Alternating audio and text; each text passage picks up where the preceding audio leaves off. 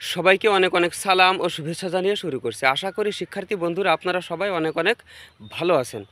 তো জাতীয় বিশ্ববিদ্যালয়ের অধীনে 2024 সালে অনার্স ভর্তির প্রথম রিলিজ স্লিপে যারা আবেদন করেছিলেন কিন্তু চান্স হয়নি, বা প্রথম রিলিজ স্লিপে চান্স হয়েছে কিন্তু কোনো কারণবশত ভর্তি হননি, তাদের বিষয়ে 3টি সতর্কতা নিয়ে, অর্থাৎ দ্বিতীয় রিলিজ স্লিপে আবেদনের 3টি সতর্কতার বিষয়ে আজকে আমার এই ভিডিওটি। তো ভিডিওটি যদি আপনারা সম্পূর্ণ দেখেন তাহলে সমগ্র বিষয়টি জানতে পারবেন, আর যদি স্কিপ করে দেখেন অনেক কিছু কিন্তু মিস করে যাবেন। তো বেশি কথা না বাড়িয়ে চলুন আমরা 3টি সতর্কতার বিষয়ে আলোচনা শুরু করি। তো প্রথম যে সতর্কতা সেটি হচ্ছে যে কলেজ চয়েস।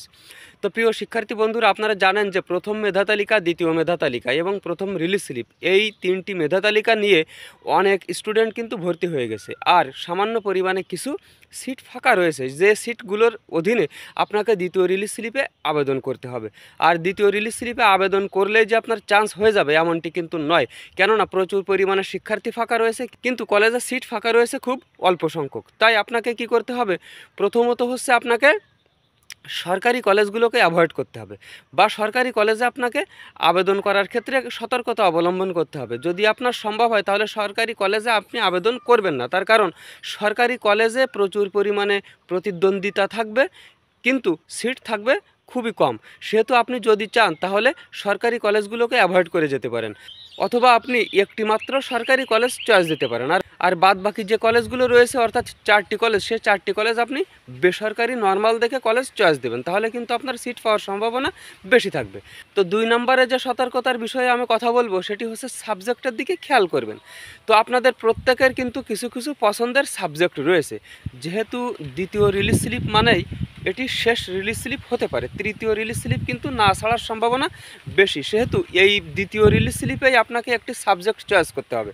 সেহেতু আপনি যদি আপনার পছন্দের সাবজেক্ট এখানে ইনক্লুড করেন, বা সেই সাবজেক্ট ছাড়া অন্য সাবজেক্ট যদি আপনি চয়েস লিস্টে না দেন, তাহলে কিন্তু আপনার চান্স হওয়ার সম্ভাবনা অনেক কমে যাবে। সেহেতু আপনাকে কি করতে হবে? আপনার পছন্দের সাবজেক্ট চয়েসের সাথে সাথে যে সাবজেক্টগুলো পছন্দনীয় না, সে সাবজেক্টগুলোও আপনাকে চয়েস দিতে হবে। যদি আপনার পছন্দনীয় সাবজেক্টে চান্স না হয় তাহলে মিনিমাম ওই সমস্ত সাবজেক্টগুলোর যে কোনো একটি আপনি পেয়ে যেতে পারেন। তো এখন আসুন 3 নম্বর সতর্কতার বিষয়ে। শিক্ষার্থী বন্ধুরা, দ্বিতীয় রিলিজ স্লিপ মানেই কিন্তু আপনাদের অনার্স ভর্তি কার্যক্রম শেষের পথে। তৃতীয় রিলিজ ছাড়তেও পারে, নাও পারে, সেহেতু দ্বিতীয় রিলিজ স্লিপকে আপনারা শেষ রিলিজ স্লিপ হিসেবে ধরে নেবেন। আর যদি দ্বিতীয় রিলিজ স্লিপে আপনাদের চান্স না হয় তাহলে কিন্তু এই বছর আপনি আর অনার্স পড়তে পারবেন না।